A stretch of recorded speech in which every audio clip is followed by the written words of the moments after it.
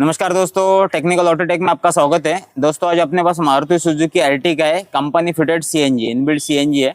और इसमें कस्टमर का जो कंप्लेंट है कि गाड़ी पेट्रोल में स्टार्ट हो रही है लेकिन सीएनजी में कन्वर्ट नहीं हो रही है। तो इस फॉल्ट को अपन ट्रेस करेंगे और क्लियर करेंगे। और ये प्रॉब्लम थोड़ा सा अलग है, तो आप वीडियो में लास्ट तक बने रहे। इस वीडियो से आपको बहुत कुछ सीखने को मिलेगा। तो आपको एक बार मैं प्रॉब्लम दिखाता हूँ। मारुति सुजुकी एर्टिगा है और यहाँ पे इसका सीएनजी रहता है। ये कंपनी फिटेड सीएनजी है। तो इसका इग्निशन स्विच को मैं ऑन करता हूँ। ऑन किया, इसमें देखेंगे तो इसका जो चेक लाइट भी प्रॉपर आ रही है, साथ में सिक्योरिटी लाइट भी आके चली जा रही है। और यहाँ पे अभी पेट्रोल पे स्टार्ट होएगी और बाद में सीएनजी में कन्वर्ट हो जाएगी। नॉर्मली सिस्टम ऐसा रहता है, लेकिन ये पेट्रोल पे स्टार्ट हो रहा है लेकिन सीएनजी पे कन्वर्ट हो ही नहीं रहा है। या आप 10-15 मिनट या ऐसा ही ब्लिंक होता रहेगा सीएनजी का, लेकिन सीएनजी पे कन्वर्ट नहीं होएगा। जैसे भी सीएनजी पे कन्वर्ट हो जाएगा तो पेट्रोल का साइन बंद होना चाहिए और सीएनजी का स्टेबल होना चाहिए, लेकिन ये सीएनजी पे जा नहीं रही है। आपको मैं एक बार स्टार्ट करके भी दिखाता हूँ।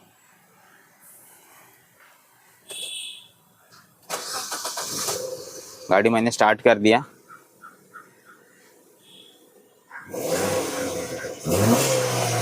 लेकिन ये ऐसा ही रहेगा। ये पेट्रोल पे स्टार्ट हो गई है, थोड़ा टाइम के बाद ये सीएनजी पे जाना चाहिए, लेकिन ये जाएगी नहीं। तब तक आपको मैं स्कैन करके भी दिखा देता हूँ। विदिन 30 सेकेंड में ये पेट्रोल से सीएनजी पे जाना चाहिए, लेकिन ये नहीं जाएगी। तो आपको एक बार मैं स्कैन करवा के दिखाता हूँ कि इसके अंदर क्या प्रॉब्लम है। और यहाँ पे इसका मैंने वीसीआई कनेक्ट किया ऑलरेडी, और थिंक टूल मास्टर पे उसको स्कैन करते हैं। जाएंगे डायग्नोस में और जाएंगे एशियन में। गाड़ी को मैंने स्टार्ट ही रखा है कि आपको भी पता चले कि कितना टाइम तक ये सीएनजी पे जा रही है क्या नहीं जा रही है। एशियन में जाएंगे, मारुति इंडिया, ओके।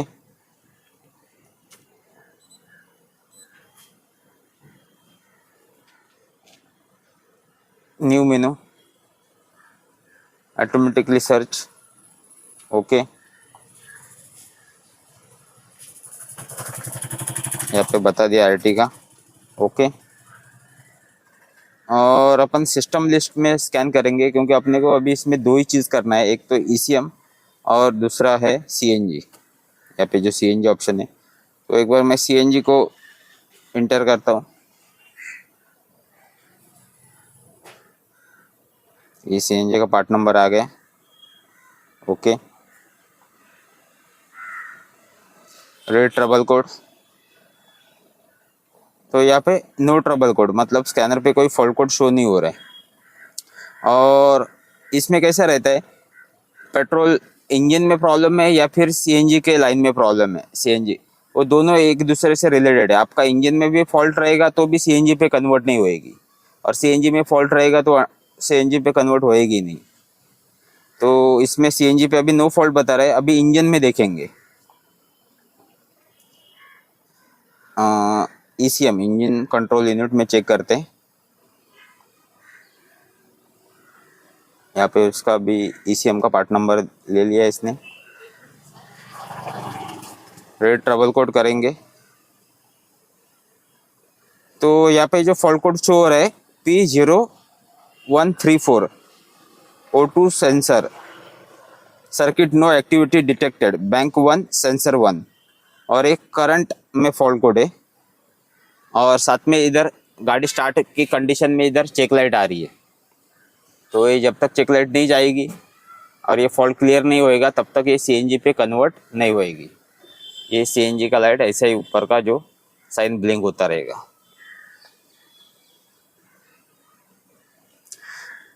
और ये जो फॉल्ट है इसमें इस पे लिखा है कि O2 सेंसर, और इधर लिखा है बैंक 1 सेंसर 1, मतलब इसके अंदर दो सेंसर रहते हैं।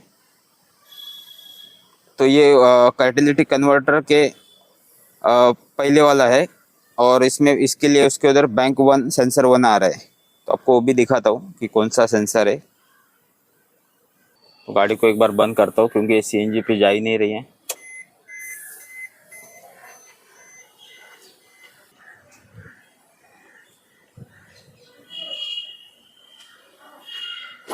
तो आपको मैं उसका लोकेशन दिखाता हूँ, जो इसका जो O2 सेंसर रहता है, क्योंकि इसके अंदर दो सेंसर है। तो ये कैटेलिटिक कन्वर्टर के पहले लगाया उस, ये बैंक 1 आता है, बैंक 1 सेंसर 1, और उसके नीचे और एक है वो सेंसर 2 आता है, ये वाला, ये नीचे लगाया हुआ है कैटेलिटिक कन्वर्टर के बाद में। तो अभी सेंसर 1 लिखा है क्योंकि इसमें कैसा है, इस स्कैनर के ऊपर जो फॉल्ट कोड है उसको 2-3 बार आप रीड करेंगे तो अच्छा रहता है। उस फॉल्ट के अंदर ही उसका आधा आंसर रहता है, और साथ में आपको वहाँ पे आपको आइडिया भी आ जाता है कि इसके अंदर क्या लिखा है और इसको क्या चेक करना है। तो बैंक 1 सेंसर 1 ये है, तो इसको एक बार चेक खोलते हैं, और एक सेंसर का मैं एक बार सॉकेट निकालता हूँ, इसके अंदर सप्लाई भी चेक करेंगे।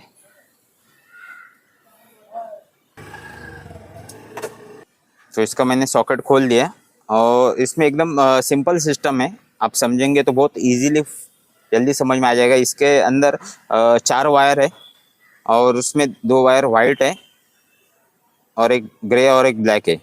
हालांकि 2 वाइट होता है कुछ गाड़ी में, कुछ गाड़ी पे 2 ब्लैक आएगा। तो ये जो 2 वाइट वाला वायर है ये आपका हीटर सर्किट का रहेगा, क्योंकि ये O2 सेंसर के अंदर 2 सर्किट रहते हैं, एक हीटर सर्किट रहता है और एक सेंसर का रहता है, सेंसर का सर्किट और हीटर सर्किट। तो हीटर सर्किट के लिए 2 वायर है और 2 वायर सेंसर के रहते हैं, मतलब एक में इसका सिग्नल आएगा और एक में सेंसर ग्राउंड आएगा। और इसमें जो वाइट वाले में एक में 12 वोल्ट आएगा और एक में इसका मतलब ग्राउंड कंट्रोल करेगा ईसीएम से। मतलब ये जो ग्राउंड है वो कभी 0 वोल्ट कभी 12 वोल्ट ऐसा गाड़ी स्टार्ट होने के बाद चलेगा, लेकिन एक जो 12 वोल्ट है ये स्टेबल रहेगा, मतलब ये रुका रहेगा, लेकिन ये ग्राउंड ईसीएम कंट्रोल करेगा। ऑन ऑफ मतलब 0 वोल्ट 12 वोल्ट ऐसा है।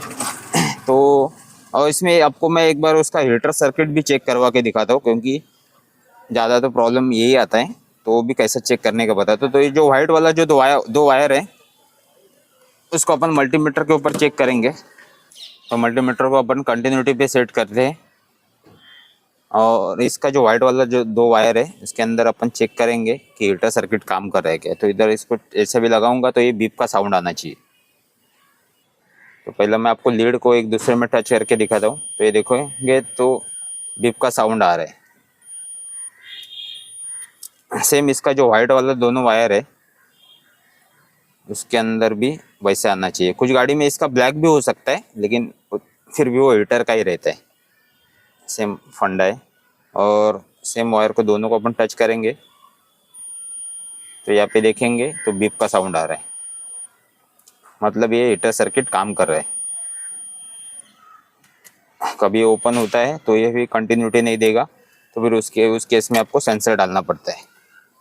और इसके अपोजिट साइड में भी देखेंगे तो इसके अपोजिट साइड में इसमें 12 वोल्ट रहता है, एक में ग्राउंड कंट्रोल करेगा ईसीएम से, और दूसरे 2 वायर में एक में रहेगा सेंसर का सिग्नल और सेंसर का ग्राउंड।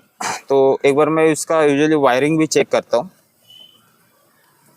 इग्निशन स्विच को ऑन कर, तो इग्निशन स्विच को मैं ऑन करके रखता हूँ, ऑन किया। सप्लाई भी चेक करना है आपको। तो ओपन कनेक्टर में अपन वोल्टेज चेक करते हैं। फर्स्ट तो अपन इधर से जो हीटर का है लाइन, जो वाइट वाला 2 वायर है, इसमें एक इग्निशन का करंट आना चाहिए, इग्निशन स्विच ऑन है अपना, और दूसरे में ईसीएम से बायस वोल्टेज आएगा। बाद में गाड़ी चालू हो जाएगी तो ये ऑन ऑफ मतलब ग्राउंड करता रहेगा, 0 वोल्ट 12 वोल्ट 0 वोल्ट 12 वोल्ट। तो फर्स्ट अपन इसमें देखते हैं इग्निशन स्विच का करंट आ रहा है क्या। तो यहाँ पे मैं ग्राउंड में कनेक्ट करता हूँ लीड को, तो यहाँ पे देखेंगे तो 12 वोल्ट आ रहा है, मतलब बैटरी वोल्टेज शो हो रहा है। सेकंड में सेम पोजीशन में देखेंगे, ये हीटर साइड का है अपोजिट वायर, यहाँ पे 3.3 वोल्ट आ रहा है। ये बायस वोल्टेज है, ये ईसीएम से आता है। जब ये गाड़ी स्टार्ट हो जाएगी तो ईसीएम ग्राउंड करेगा। उसके बाद जो नीचे वाला वायर है उसमें एक ग्राउंड रहेगा और एक सिग्नल का वायर रहेगा। तो फर्स्ट अपन ग्राउंड चेक करते हैं। ग्राउंड के लिए मैं निगेटिव लीड यहाँ पे लगाऊंगा और पॉजिटिव यहाँ पे लगाता हूँ। तो यहाँ पे ग्राउंड आ रहा है। बाद में अभी जो लास्ट में ब्लू वाला वायर बचा है उसमें जैसे भी गाड़ी स्टार्ट हो जाएगा तो आपको बैक प्रोबिंग करके चेक करना पड़ेगा कि इसके अंदर सिग्नल आ रहा है क्या। तो उसको वो भी दिखाता हूँ। लेकिन इसके अंदर मैंने वायरिंग चेक किया और मुझे जो प्रॉब्लम मिला है वो आपको मैं शेयर करता हूँ इसको। और उसमें और एक सीक्रेट बताता हूँ। कभी क्या होता है, गाड़ी हीट हो जाती है, गर्म हो जाती है ना, तो कभी कभी ऐसा वायर आपको टाइट लगेगा, लेकिन जब भी उसको आप खींचेंगे ना तो ये टूट के हाथ में आ जाएगा। तो ऐसा मैंने सबको हिलाया तो मुझे यहाँ पे जो ब्लू कलर का वायर है नज़दीक ले, सिग्नल वाला वायर, ये इसका टूट गया है। थोड़ा और नज़दीक ले, ये वाला। तो इसको जॉइन करता हूँ। तो फाइनली मैंने इसका सिग्नल का जो वायर है ब्लू कलर का था, इसको मैंने दूसरा डाल लिया। और आपको एक बार गाड़ी चालू करके भी दिखाता हूँ कि सिग्नल सीएनजी में कन्वर्ट हो रही है क्या साथ में। तो एक बार इग्निशन स्विच को ऑन करता हूँ। ऑन किया मैं, इंजन को करते स्टार्ट किया मैंने।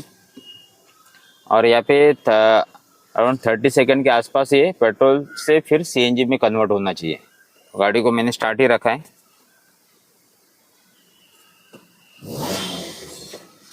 और एक बार स्कैन करके भी दिखाता हूँ आपको। इंजन यहाँ पे देखेंगे तो 30 सेकंड के अंदर ही ये सीएनजी में कन्वर्ट हो गया। मतलब ये अपना प्रॉब्लम सॉल्व हो गया। और साथ में स्कैनर के ऊपर भी देखेंगे तो नो ट्रबल कोड। तो उम्मीद करता हूँ कि इस वीडियो से आपको फ़ायदा हासिल हुआ रहेगा। जय हिंद, जय महाराष्ट्र।